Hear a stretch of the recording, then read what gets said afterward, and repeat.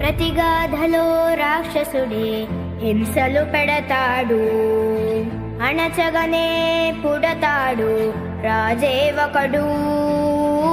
శత్రువునే కడదేర్చే పనిలో మన రాజు, హింసలనే మరిగాడు మంచిని మరిచే. ఆ నీచుడి